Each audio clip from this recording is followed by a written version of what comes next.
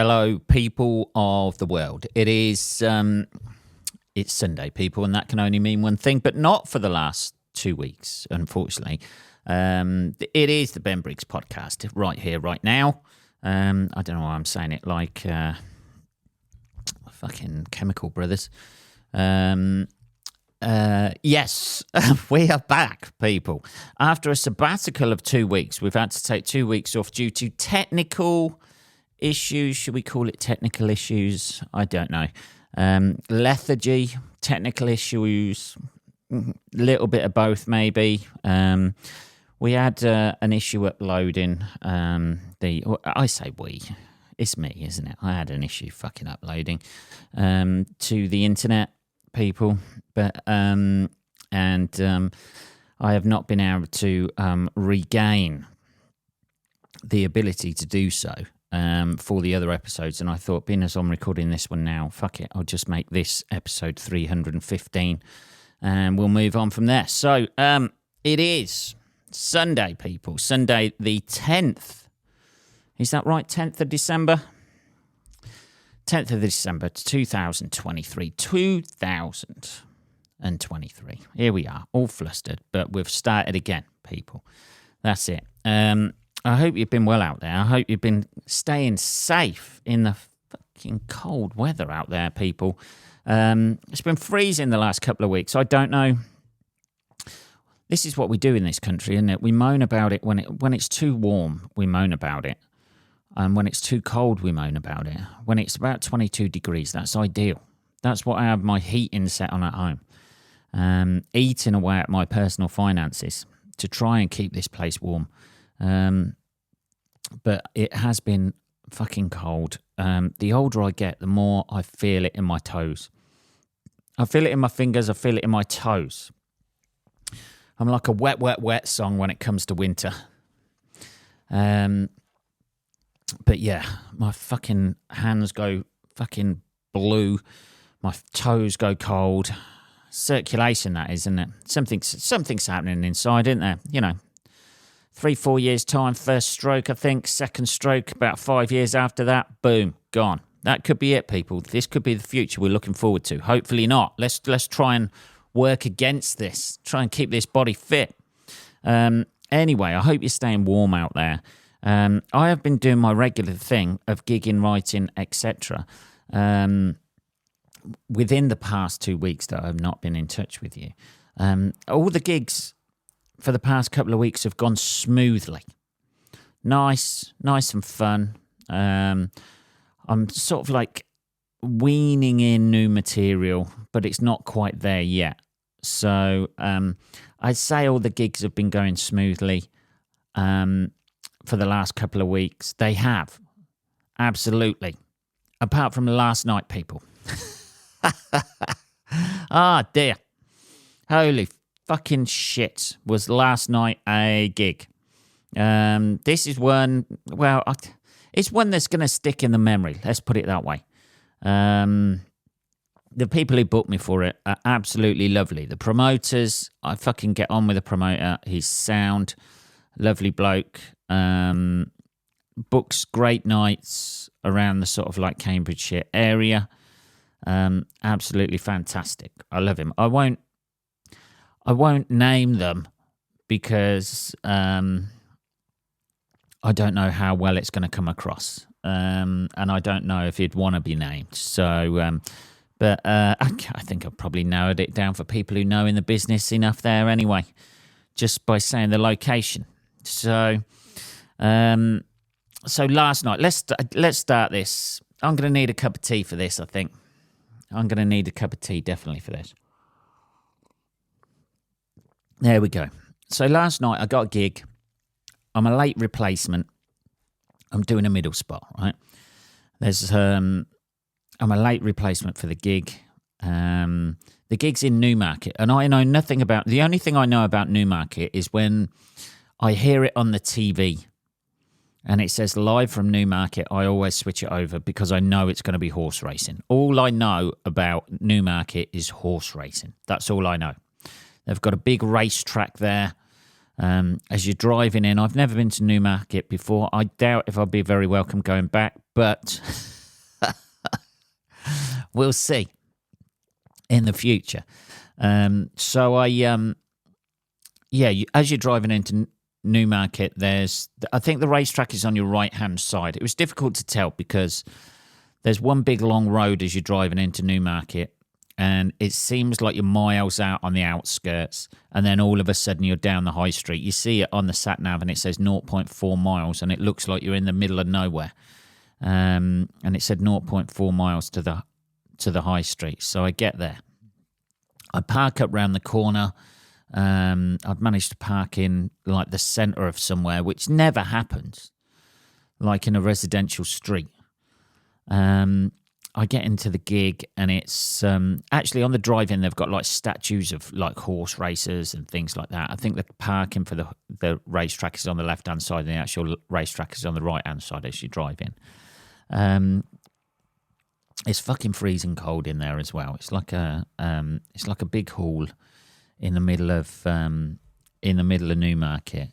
It's quite busy. I think there's about 150 people there, but they're kind of all like squashed together in the hall. It's massive, big ceiling.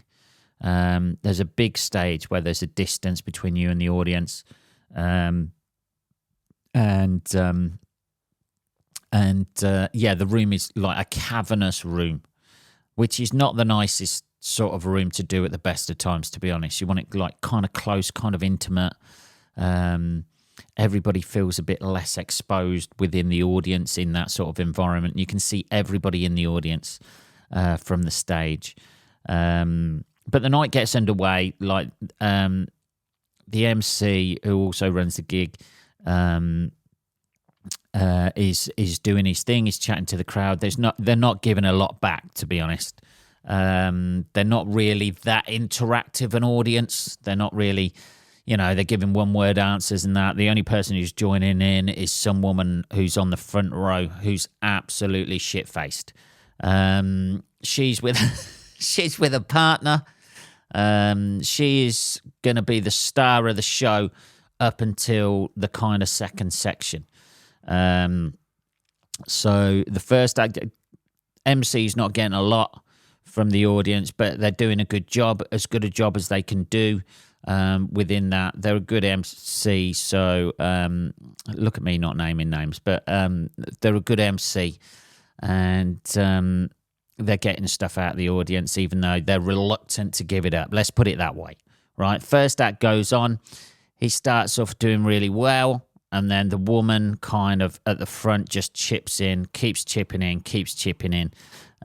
First act handles it really well and sort of like squashes her a few times, but gets a bit stuck on her a couple of times. And he's sort of like got the crowd on his side, though. That's the main thing. He's got the crowd on his side. This kind of sort of like turning it against this woman at the front. She's like a surveyor or something. She's out with a fella. She's blasted. She's been drinking all day. She's sitting right on the front row to the right as you look out towards the right-hand side as you're looking down. So that section goes all right. Then there's a break. Then I'm on next. And I'm like, oh, right, okay, so she could be a bit of an issue, but like everybody else, it seems sound, right? In the break and that, nothing really happens. And then the MC starts again. So this woman keeps chipping into the MC. Obviously, the MC runs the gig as well. So at the end of it, like about 5 minutes into MCing this bit, he just turns around and says, look, if you don't shut the fuck up, you're going to have to go. I've never done this before. He's gone, but you're going to have to go. So everybody sort of like starts cheering and things like that, and then they're against that couple or whatever. And to be fair to them, they shut the fuck up. Like she did shut the fuck up. She didn't leave, but she did shut the fuck up, and that's great. But there was an uneasy, sort of kind of raucous feeling in the room. It was kind of like a weird feeling, like I'm waiting in the wings backstage, waiting to go on. like just round the corner from where it's empty, and it just seemed like a bit of an uneasy, somebody had shouted out for them to shut the fuck up, and a couple of other people had as well. And it just seemed like a bit of a strange atmosphere I was walking into. So I go on. I get introduced, I go on. I make a bit of small talk at the start, like just saying how cold it was and things like that backstage. And then I go into doing stuff about COVID, and it gets a bit of an uneasy response, right? They're fucking jokes, right? It's a bold opening, but it's a joke, right? So it gets a bit of an uneasy response, and then a few people start laughing, and that's nice. And everything seems settled down, and it's okay. And then I start getting laughs through some of the other material that I do around that subject, and it's okay. Then I come to the end of that bit where I talk about people who improve themselves during the pandemic, right? That's what I talk about. And the target of the joke, for those who don't get it, because apparently some people don't get the difference between a subject of a joke and the actual target of the joke. The target of that particular joke is people who are boasting about improving themselves as millions of people around the world are dying, right? That's it. That's the target of the joke. And to show how ridiculous that is, I use a stretched example of another situation in history where millions of people have died around the world, and people walking out of that scenario, i.e. the Holocaust, or Auschwitz, actually, and boasting about how they've been doing great in that as millions of people around the world are dying. That's it. That's it. That's all it is. It's just a simile, right? That's all it is. I say it's like, bang, that simile right there, just to show how ridiculous those people are who did that during the pandemic. But for some reason, because you use the word Auschwitz, everybody gets upset about it. It's a fucking simile. I'm using the worst case scenario there to show how ridiculous those people were. So at that point, when I hit that line, some woman gets up and just says, 3 women get up, I think, at this stage. This is it. I see 3 women get up, and I say, oh, are you getting up to go? And they turn around and go, yeah, you're not funny, like that. And at that point, a guy at the front says, oh, I think you're funny. Keep going. So that was kind of nice. I got a bit of support. Sometimes it's really weird. It's very odd. I know humor is meant to be subjective, right? It's meant to be subjective. But you can see, if people are laughing, when people say in the audience, or someone will shout out, you're not funny, when other people are laughing, it's a very odd thing to say. Because you can say, I don't find you funny, but people never say that. They'll always shout out, you're not funny, which I always find an interesting response to how they dictate, that person is dictating what is and what is not funny. The fucking balls behind that, the ego behind that actual statement, when you actually look at it, is, I don't find you funny, so therefore you're not funny. All right, let's not get too bogged down in this, but I always find that a weird way of phrasing it. It seems better to phrase it, I don't find you funny, but that's not as crippling an insult as you're not funny, is it? Like somebody saying, I don't find you funny, where you just say, okay. but you're not funny is more of a loaded, statement, isn't it? It's a very conclusive statement. So the three women get up and go off, right? And I said, "Oh, is that everybody? Anybody else want to go?" For a joke. And then two more people get up and they walk out. A couple get up and walk out. And then three more people get up in the middle and walk out. And I was like, oh, holy shit. This has not happened before. This has not happened. So then it became quite amusing to me. And then we were okay for a bit. I think I started the next bit, which is about being single and, being voted in as the local paedophile because I'm getting old and single. There's more to it than that, by the way. There's more to the line by that, but I think we lost two more. It was like a weird version of Squid Game, where the longer we went on, the more people we were losing.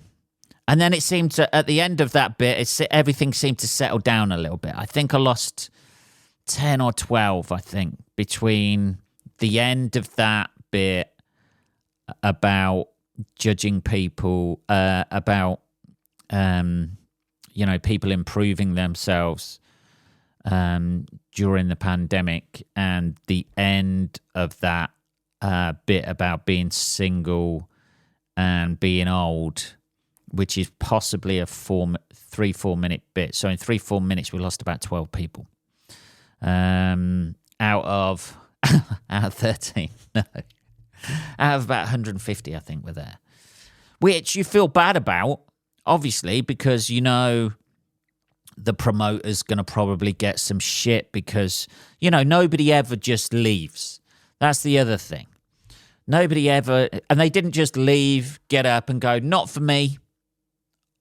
Thank you very much, but not for me. They never do that at all. They do the same fucking thing all the time. They'll make a big deal out of it. They make a big deal of leaving. They don't just walk straight out. Nobody's that polite. They always want to get a little dig in about something on the way out. They have to feel like they win something when they go, which is all complete. I was quite relaxed, to be honest. I just wanted to enjoy the night and have a good gig. But nobody ever just leaves.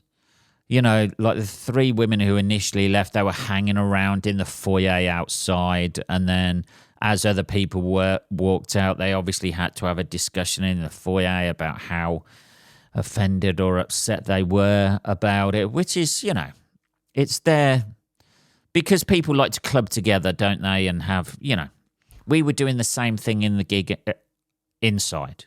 Everybody left there was, it became sort of like an ongoing joke at the end of every bit that I did, that if anybody wanted to leave, they can go after that joke or after that joke. And it kind of, in a weird way, bonded everybody together, which is why I can see why people do that. This is why people online, you find your little niche online, don't you, of everything that you hate. And then, that kind of bonds you together, doesn't it? It's not very often people bond over things they love online, is it? It's always, into groups where they are hating on something else. Maybe that says something about human nature. I don't know. Let's have some more tea. So at this stage of the gig, we've lost a few. The initial three women, they're milling around. They've come back in to go to the toilet, I think, because they need to do that for some reason. They haven't thought through the protest.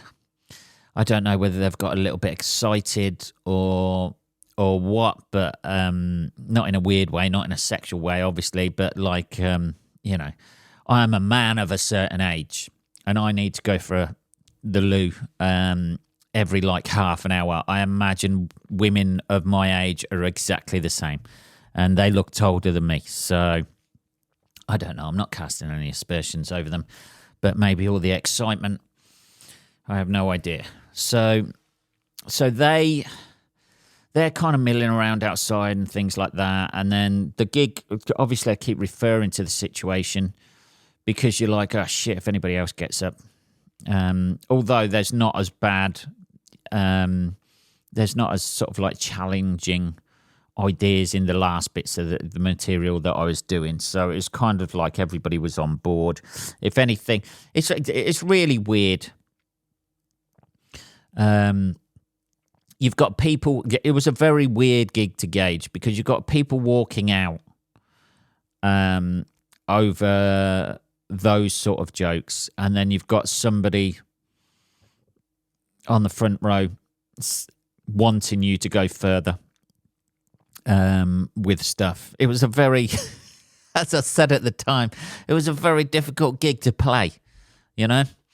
To gauge that audience. If you went in there and you wanted to give somebody, the whole audience, do one joke that would be applicable to the whole audience, it would be something like a joke about cats that would satisfy like the older women in the room and then the younger lads in the room, you know, I don't know, being fisted. It would be a joke, a sweet joke about cats being fisted. If you could amalgamate those into a joke, that would be like exactly what that audience wanted. They wanted jokes about cats, 50% of them, well, not even that, probably about 10% of them, and then the other 90% just wanted to see the cat get fisted or run over. I have no idea. So I finished the set, and they're really sweet. They're lovely. I think I looked at my watch I was going to go into something else, and it was about 19 minutes I'd done. So I sort of like said, thanks for being cool. I was proud of the people who stayed, and then sort of like got a nice applause at the end and went off. So that was that. And the gig was done, and then all I had to do was walk back through the crowd. That was fine. So you have to come back from the back of the stage. We had a little bit of chat after the gig. I said to Jason, sorry about the fucking walkouts or whatever, and he was cool about it. Because you don't want to affect somebody's business, do you? I know how hard those guys work to set up those nights, and you don't want the material that you do to affect their business. And what happens is, as has been subsequently relayed to me, is that people like that who don't like something these days, or which is essentially what it was. They didn't like the material that I did. That was it. They didn't like it. That's all. They just didn't like it. They found it offensive, which, on a scale of, one thing to another. But then those people would demand a refund because they didn't like something. Can you imagine going into a pizza place, ordering a pizza that you've never ordered before, right? You've never seen that pizza before. You've ordered it. You eat that pizza, and then you say, I don't like it. I want a full refund. It's fucking insane. So it's just absolutely insane. You go into a comedy night, you've chosen to walk out early. You could just say, okay, this isn't for me. This guy's not for me. Or that joke's not really for me. That's okay. Let's see what else is coming up, or what other act is coming up, or whatever. But no, you chose to leave and go home. You chose to do that. I didn't make you do that. And now you want a refund. Apparently one of the women, I don't know, was talking about getting me cancelled. I don't know what you can get me cancelled from. Possibly this podcast. I saw. I don't know if I mentioned this on the last podcast. It was 2 weeks ago, 3 weeks ago, whatever it was. I watched an interesting documentary about Shakespeare, right? And it's on the BBC. I think I did mention it, and about how he mentioned a contemporary name of somebody, and he used that in his play. And the guy was dead, but his wife was alive, and the wife got his theatre closed down. Now, I'm not saying I'm on the same writing par as William Shakespeare, but people going on about cancel culture and how it's like a modern day thing. It's not. It's been going on forever. You know, Lenny Bruce, literally cancelled by the police, and people of his day. You know, if you believe in free speech, as I do, then you have to believe in everybody having that free speech. So these people, I don't hold anything against them at all. Why would I? You know, I was very polite as they were leaving. I didn't barrack them or heckle them as they were going. Seems to be a bit inappropriate thing to do. As they were, like, some of them hurling a bit of abuse as they were going. But, you know, that's their choice. It's an emotive thing, isn't it? It is interesting how people can watch a film or watch a play or watch any other theatre activity and realise that in films people aren't really getting murdered, or they aren't really, being killed, or somebody being attacked, or, they understand that their people are playing a role, or they're saying what they not necessarily think. Whereas that seems to all go out the window with stand-up comedy, and everybody takes you on face value for comedy. It's comedy. It's written on your ticket, right? The attempt of everything, whether somebody achieves that or not, the attempt is to make you laugh. Whether you think that's achieved, whether that's not your brand of humor or whatever, that's the attempt to try and make you laugh. But yeah, it's very odd when people take everything you say literally. Anyway, let's have some tea. So, as I'm walking out, quite a few people, and it was really sweet. And I did say to one lady, that's really sweet when she said it. And she goes, it's not sweet, I'm just being honest. And I was like, all right, okay, don't you start kicking off as well. But a lot of people were saying they really enjoyed it, and questioning why those people left. And yeah, they were just really sweet as I was walking by. And there was kind of like nice atmosphere. It's kind of weird. There was kind of like very bonded atmosphere between everybody as I was leaving. And I'm not saying that I had really anything to do with that, but it's kind of like when you've gone through, firstly, the annoying couple on the front row, who said nothing, by the way, while I was on stage. There was moments where I was hoping that they'd pop out with something, and they were just stum through everything. I couldn't tell whether they enjoyed my set or didn't enjoy my set, but Jason had done such a good job of shutting them down that they didn't even say a word. So I take my hat off to them. Yeah, so as I'm walking back out, I was like, whether I have a good gig or a bad gig in those circumstances, I always walk through the crowd if I have to. I've been offered to walk round the back ways from gigs sometimes, and I've never taken anybody up on the offer. I always walk through the crowd. I think it shows It shows willing, and you don't have to be. You're doing the material on stage. You don't have to be a coward and go out the back way. You walk through the crowd. If anybody's got an issue with anything you said, you can always talk to them on the way out. That's fine.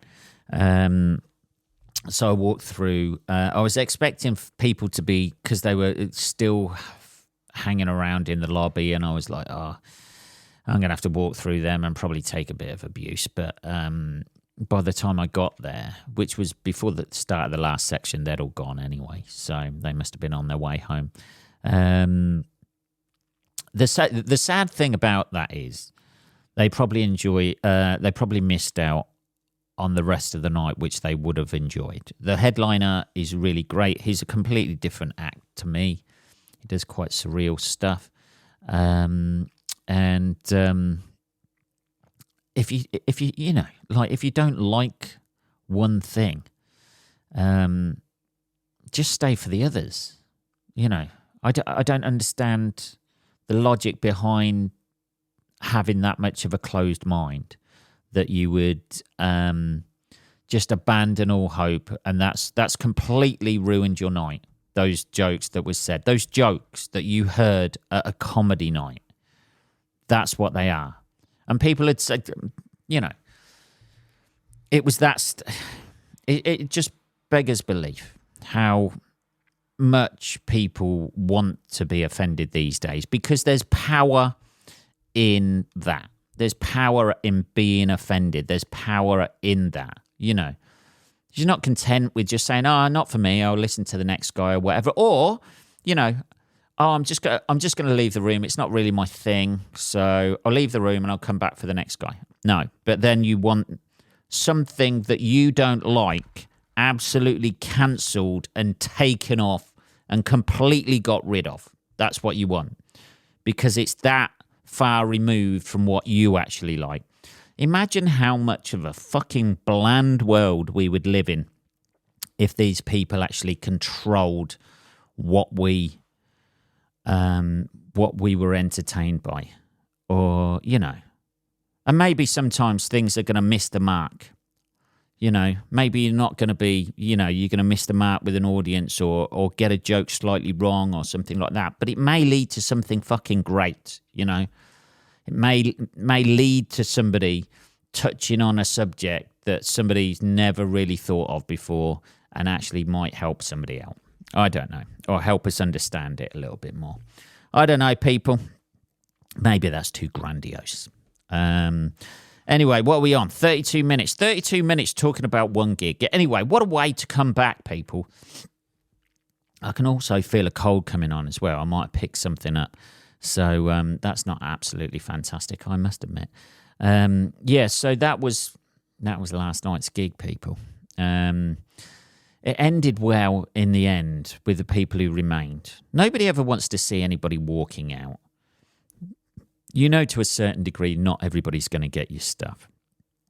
But walking out is a very public demonstration of people not understanding your stuff, or not having the same sense of humour as you.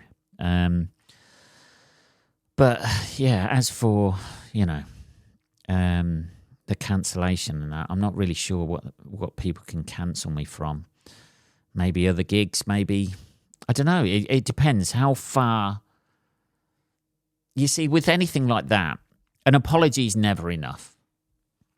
Not that I'd apologise for anything anyway, because I don't feel I have the need to. I don't think I need to. An apology is never enough from what I've seen. They'll try and cancel you from anything. That's what they want to do. They want to have a lasting impression on your life. They want you to give up what you're doing because they don't agree with it, which seems somewhat of an overstatement for somebody, who was telling a joke. I don't know. It just seems too much, really, doesn't it? It seems quite ridiculous. Not to be... I hope this hasn't come across as smug or anything like that, because, no, it's just trying to wrap your head around the thought process somebody has of that. Anyway, if you've got any thoughts on that, email me, info@benbriggs.co.uk. Boom. I imagine I may be getting a few emails winging their way to me over the next week or so. I'll enjoy that admin. This has been episode 315, people. Holy fucking shit, what a way to come back. I shall be back next week. Have a good week. What we got left? We've got 15 days until Christmas. 2 weeks tomorrow, innit? 2 weeks tomorrow. So I'll be doing one on Christmas Eve. Holy shit. Nice. We'll have to do something special then, won't we? Just do a whole half-hour episode pissed on mulled wine or something. I don't know.